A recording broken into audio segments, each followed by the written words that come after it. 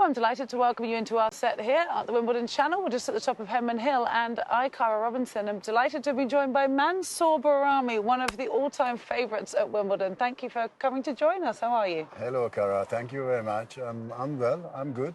It's always nice to be here in Wimbledon.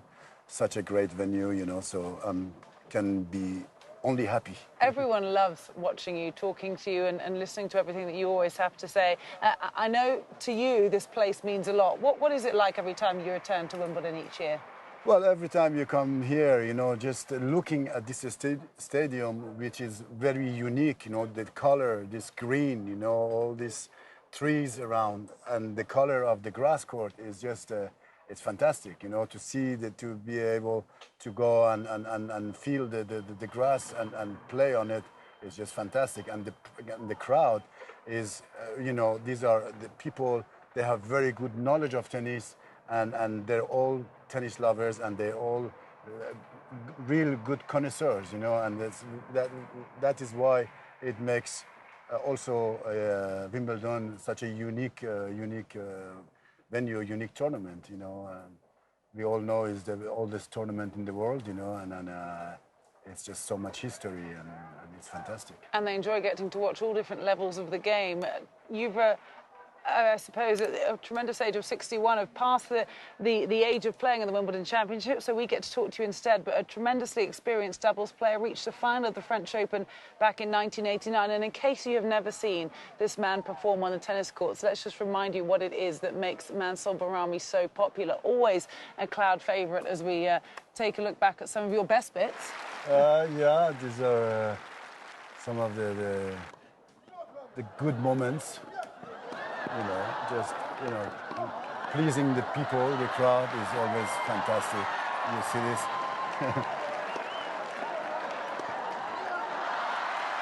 Unbelievable. Who's your favourite person to play doubles with?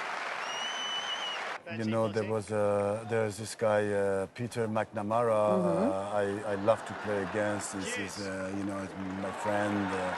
I love to play against Mats Wilander, Michael Penforce. These are the guys. But I just love to play tennis with whomever. But these are the guys I like to play the most. When did you start to develop this kind of sense of humour on the tennis court that's made you one of the most popular players out there? Well, you see, Cara, when I was young, when I was five years old, up to age 13, I didn't have tennis racket. I was not allowed to play on the tennis courts because the tennis courts were reserved to the rich.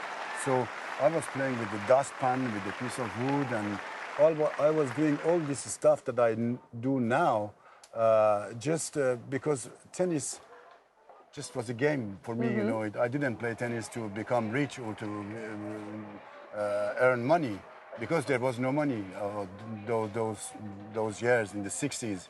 So and it just stayed as a game for me, you know, like I love to go and entertain. I remember I was 10 years old, I was hitting against the wall with a piece of wood or a dustpan, and people would just stop and say, how do you do that? Even today, they say, how do you do that? I don't know. I never had a tennis lesson in my life.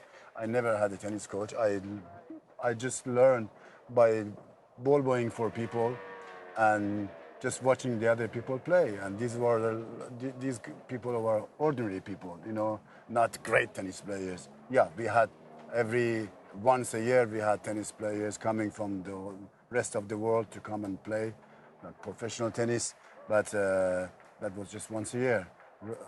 But the rest of the time I was just in the court 5, 6, 7 hours a day, ball boying for the ordinary tennis players. It's an amazing story, yours, an incredible story.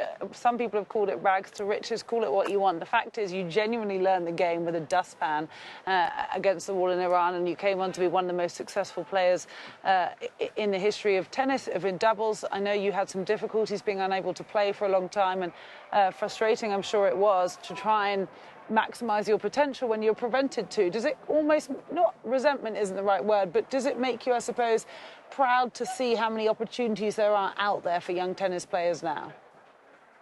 Yes, you know, there are players who, you know, today is tennis with the past. Is the difference is that today, as soon as you have a little talent, you are right away surrounded by professionals. You know, they all want to bring you up and make a champion.